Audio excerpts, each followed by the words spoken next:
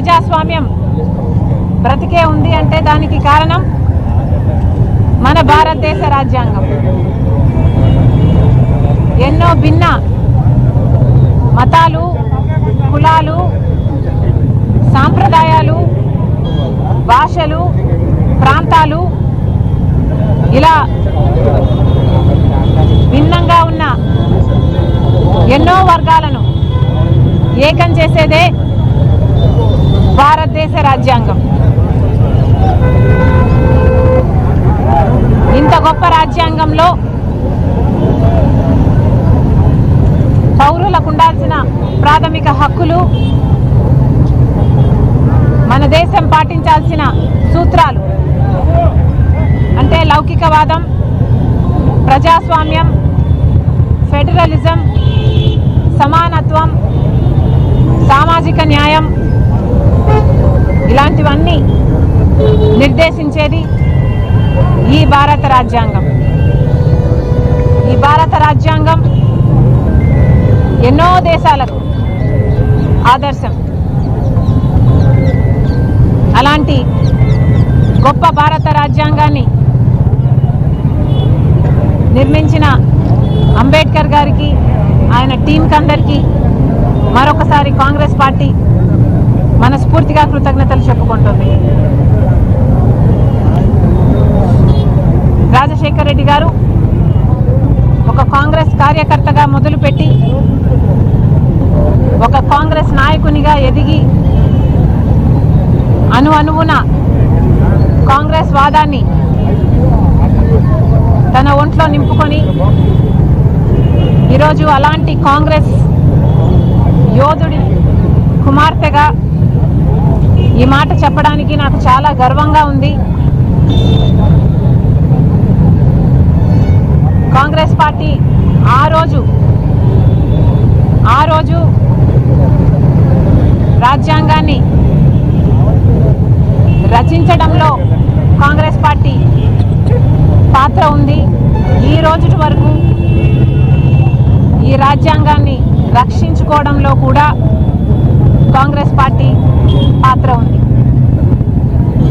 అధికారంలో ఉన్నా లేకపోయినా ఇదే రాజ్యాంగాన్ని రక్షించుకోవడానికి కాంగ్రెస్ పార్టీ చిత్తశుద్ధి, నిజాయితీ, నేర్పు సామాన్యమైనవి కావు. ఇది దేశమే కాదు, ప్రపంచం కూడా చూసింది. అధికారంలో ఉన్నప్పుడే కాదు, అధికారంలో ఉన్నప్పుడైతే ఎన్నో పథకాలను, ఫుడ్ సెక్యూరిటీ యాక్ట్ అయితేనేమి, MNREGA rural employment guarantee scheme అయితేనేమి, రైట్ టు ఇన్ఫర్మేషన్ యాక్ట్ అయితేనేమి, ఇలాంటివి ఎన్నో భారతదేశం రాజ్యాంగం ప్రకారం కాంగ్రెస్ పార్టీ అధికారంలో ఉన్నప్పుడు ఇలాంటివి ఎన్నో చేయగలిగింది. అధికారంలో లేనప్పుడు కూడా కాంగ్రెస్ పార్టీ రాజ్యాంగాన్ని భుజాన మోయడం కాదు, నెత్తిన మోసింది. రాహుల్ గాంధీ గారు కాంగ్రెస్ పార్టీ నాయకుడిగా, మా నాయకుడిగా రాజ్యాంగంలో ఉన్న సమానత్వం కోసం అయితేనేమి, లౌకికవాదం కోసం అయితేనేమి, సామాజిక న్యాయం కోసం అయితేనేమి, ప్రాథమిక హక్కులను కాపాడడం కోసం అయితేనేమి, ఇదే రాజ్యాంగం కోసం ఏకత్వాన్ని నిలబెట్టడానికి, సోదర భావాన్ని పెంచడానికి కన్యాకుమారి నుంచి కశ్మీర్ వరకు పాదయాత్ర చేసిన నాయకుడు రాహుల్ గాంధీ గారు.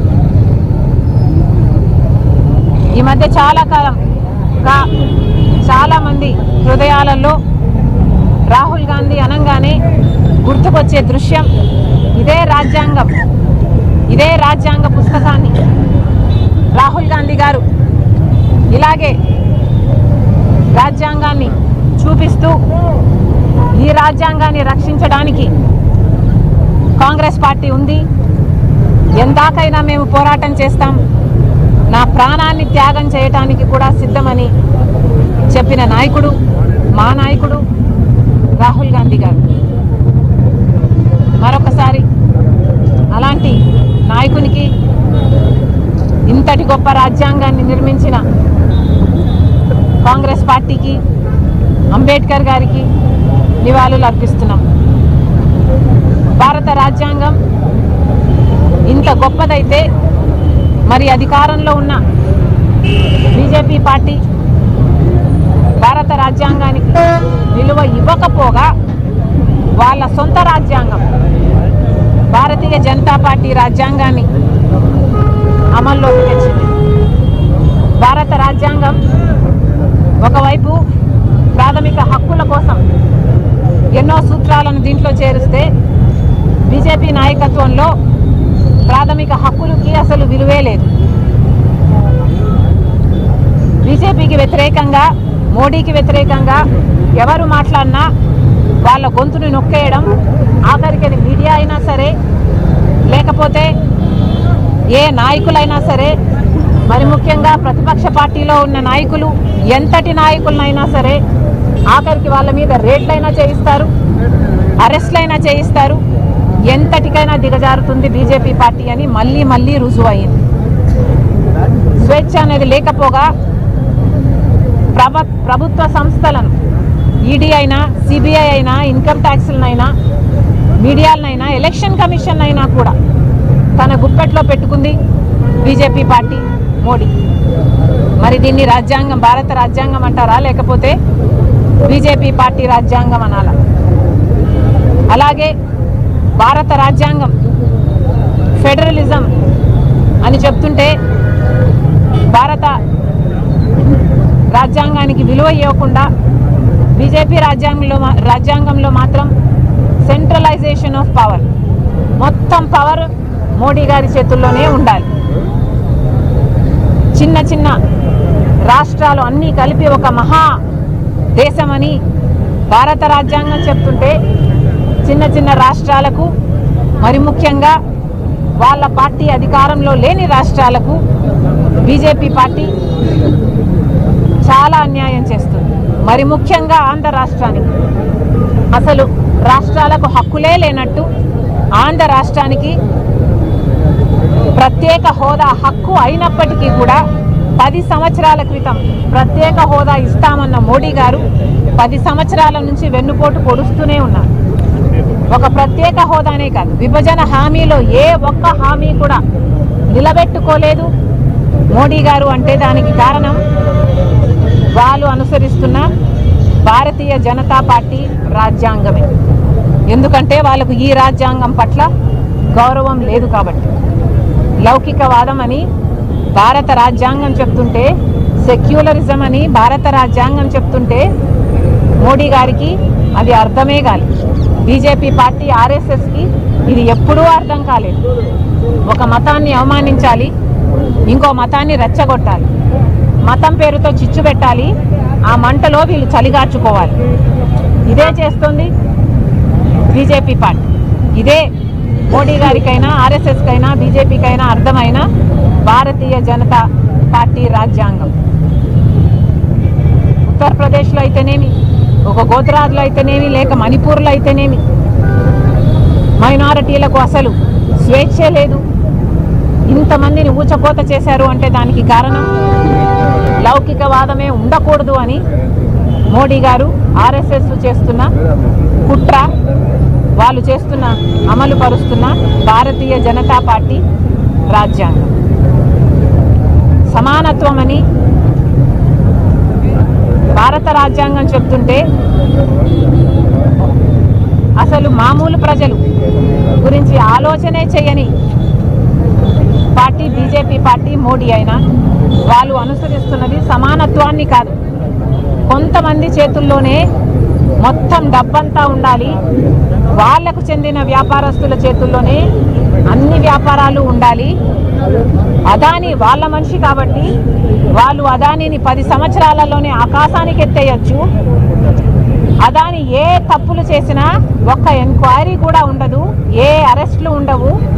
ఆఖరికి FBI వాళ్ళైనా, అమెరికా వాళ్ళైనా అదాని దోషి అని ఆధారాలతో చూపినా కూడా ఒక్క ఎంక్వైరీ కూడా చేయరు. ఇది బీజేపీ పార్టీ అనుసరిస్తున్న వాళ్ళ రాజ్యాంగం. ఈక్వాలిటీ అన్న పదానికి అర్థమే లేదు. సామాజిక న్యాయం అని మన రాజ్యాంగం చెప్తుంటే సామాజిక న్యాయం కాదు కదా, ఎస్సీలు, ఎస్టీలు, బీసీలు, మైనారిటీలు అసలు మనుషులుగానే చూడదు భారతీయ జనతా పార్టీ, ఆర్ఎస్ఎస్. ఓట్లేసే యంత్రాలుగా మాత్రమే చూస్తారు, ఓట్ల కోసం వాడుకుంటారు. కనీసం ఇప్పటికైనా ఆ వర్గాలకు న్యాయం చేయాలి అని, కులగణన జరగాలి అని కాంగ్రెస్ పార్టీ ఎన్నిసార్లు డిమాండ్ చేసినా కూడా ఇప్పటికీ కూడా ఆ వైపు అడుగులు వేయటం లేదు. అంటే దానికి కారణం భారతీయ జనతా పార్టీ అనుసరిస్తున్న వాళ్ళ రాజ్యాంగం. మళ్ళీ డిమాండ్ చేస్తుంది మా నాయకుడు రాహుల్ గాంధీ గారు అయితేనేమి, కాంగ్రెస్ పార్టీ అయితేనేమి, కుల గణన జరగాలి అని డిమాండ్ చేస్తున్నాం. ఎందుకంటే ఏ కులంలో ఎంతమంది ఉన్నారో తెలియకపోతే, కుల గణన జరగకపోతే అసలు ఏ వర్గానికైనా, ఏ సామాజిక వర్గానికైనా, ఏ కులానికైనా వాళ్ళకు అందాల్సిన వెల్ఫేర్ స్కీమ్లు అయితేనేమి, లేకపోతే వాళ్ళకు అందాల్సిన ఎంప్లాయ్మెంట్ ఆపర్చునిటీస్ అయితేనేమి, లేకపోతే వాళ్ళకు కలిగించాల్సిన రిప్రజెంటేషన్, లెజిస్లేచర్స్లో కలిగించాల్సిన రిప్రజెంటేషన్స్ అయితేనేమి, ఇవన్నీ అసాధ్యం. కాబట్టి కులగణన అడుగుతుంది కాంగ్రెస్ పార్టీ. కానీ దానికి కూడా ఒప్పుకోవడం లేదు బీజేపీ పార్టీ. ఎందుకంటే వాళ్ళకి వర్గాల మీద సామాజిక న్యాయం చేయాలన్న ఉద్దేశమే లేదు బీజేపీ పార్టీ.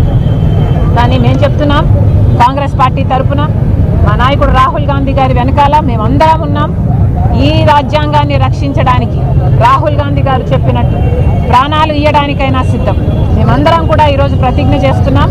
ఈ భారత రాజ్యాంగం కోసం, దీన్ని పరిరక్షించడం కోసం మా నాయకుడు రాహుల్ గాంధీ గారి వెనకాల మేమందరము నిలబడున్నాం.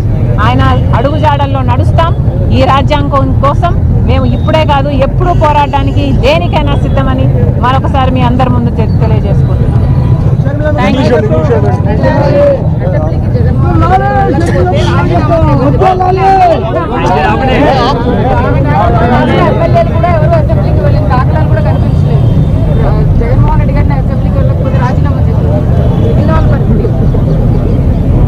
జగన్మోహన్ రెడ్డి కాదమ్మా, అసెంబ్లీకి ఎమ్మెల్యేలు వెళ్ళాలి అన్నది నేను చెప్పడం కాదు, రాజ్యాంగం చెప్తుంది.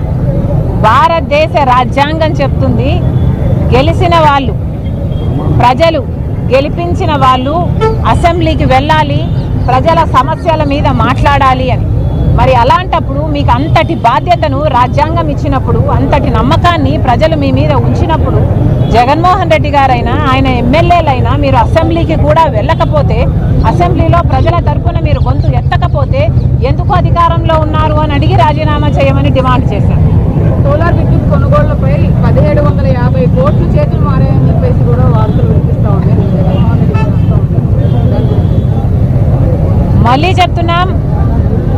మళ్ళీ చెప్తున్నాం రాజ్యాంగం ప్రకారం లంచం తీసుకోవడం తప్పు. ఇది ఇప్పుడు చెప్పడమే కాదు, అమెరికాలో కూడా ఆధారాలతో సహా అదానీ జగన్మోహన్ రెడ్డి గారికి లంచాలు ఇచ్చారు అని రుజువయ్యి వాళ్ళ జ్యూరీ అంగీకరించి అరెస్ట్ వారెంట్ రిలీజ్ చేసి వాళ్ళ మీద కేసులు పెట్టడం జరిగింది. మరి అలాంటప్పుడు కనీసం ఇక్కడ ఎంక్వైరీ అయినా వేయాల్సిన అవసరం ఉందా లేదా? భారతదేశం ప్రధానమంత్రి మోడీ గారు కనీసం జాతీయ స్థాయిలో ఈడీ అయినా, లేకపోతే సిబిఐ అయినా, లేకపోతే కాంగ్రెస్ పార్టీ అడుగుతున్నట్టు జాయింట్ పార్లమెంటరీ కమిటీ అయినా వేసి ఒక ఎంక్వైరీ వేయాల్సిన అవసరం బీజేపీ పార్టీకి ముమ్మాటికి ఉంది. వాళ్ళ నిర్దోషిత్వాన్ని నిరూపించుకోవాల్సిన అవసరం ఉంది. మరి ముఖ్యంగా ఈడీ అయినా, సిబిఐ అయినా మోడీ చేతుల్లో ఉన్నాయి కాబట్టే ఈరోజు కాంగ్రెస్ పార్టీ డిమాండ్ చేస్తుంది జాయింట్ పార్లమెంటరీ కమిటీ వేసి దాంతో ఎంక్వైరీ చేపించండి, అప్పుడే న్యాయం బయటకు వస్తుంది అన్నది కాంగ్రెస్ పార్టీ వాదన. అంతేకాదు ఇక్కడ కూడా చంద్రబాబు గారు ఇప్పుడు ముఖ్యమంత్రిగా ఉన్నారు. మరి చంద్రబాబు గారు ఇక్కడ ముఖ్యమంత్రిగా ఉండి కూడా ఇంత అవినీతి జరిగింది ఒక డీల్లో అని తెలిసి కూడా మరి చంద్రబాబు గారు ఎందుకు ఏ యాక్షన్ తీసుకోవడం లేదు? కనీసం ఎంక్వైరీ వేయాల్సిన అవసరం చంద్రబాబు గారికి లేదా? చంద్రబాబు గారు కేవలం కూటమితో కలిసి ఉన్నారు కాబట్టి, బీజేపీతో కలిసి ఉన్నారు కాబట్టి, బీజేపీకి అదానీ దగ్గర కాబట్టి, అదానీ జోలికి పోతే ఎక్కడ ముప్పులు వస్తాయో అని భయపడి ఈరోజు జగన్మోహన్ రెడ్డి గారి మీద ఎంక్వైరీ వేయడానికి కూడా చంద్రబాబు గారు భయపడుతున్నారు అంటే మరి ఇది ప్రజాస్వామ్యం అనుకోవాలా, లేకపోతే రాజ్యాంగం పట్ల వీళ్ళకు విలువ ఉంది అని అనుకోవాలా? ఈ రోజైనా కనీసం ఈ రోజైనా నిర్ణయించుకోండి, రాజ్యాంగానికి విలువనియండి, మన దేశము ప్రజాస్వామ్యము వీటన్నిటికీ విలువనియండి. మళ్ళీ చెప్తున్నాం, ఇంతటి 1750 కోట్ల రూపాయలు లంచం తీసుకున్నారు ఒక డీల్ కోసమని తెలిసి, పక్క రాష్ట్రంలో ₹99 డీలు కుదుర్చుకున్నారని తెలిసి, ఈ రాష్ట్రంలో ₹2.49 డీలు వాళ్ళ స్వార్థం కోసం కుదుర్చుకొని దాదాపు 1,50,000 కోట్ల రూపాయలకు పైగా రాష్ట్ర ప్రజల మీద, ఆంధ్ర రాష్ట్ర ప్రజల మీద భారం వేసేటట్టు గత నెక్స్ట్ 25 సంవత్సరాలు ఈ భారం కొనసాగుతుంది. ఇది పూర్తిగా అన్యాయం. మళ్ళీ డిమాండ్ చేస్తున్నాం, ఆ డీల్ రద్దు చేయండి, అదానిని బ్లాక్ లిస్ట్ చేయండి, దీని మీద ఎంక్వైరీ వేయాలని చంద్రబాబు గారిని, కూటమి ప్రభుత్వాన్ని డిమాండ్ చేస్తుంది కాంగ్రెస్.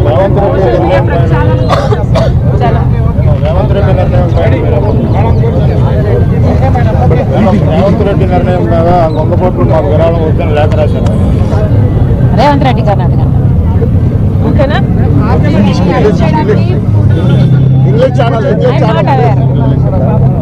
ఓకే, థ్యాంక్ యూ అమ్మా, థ్యాంక్ యూ.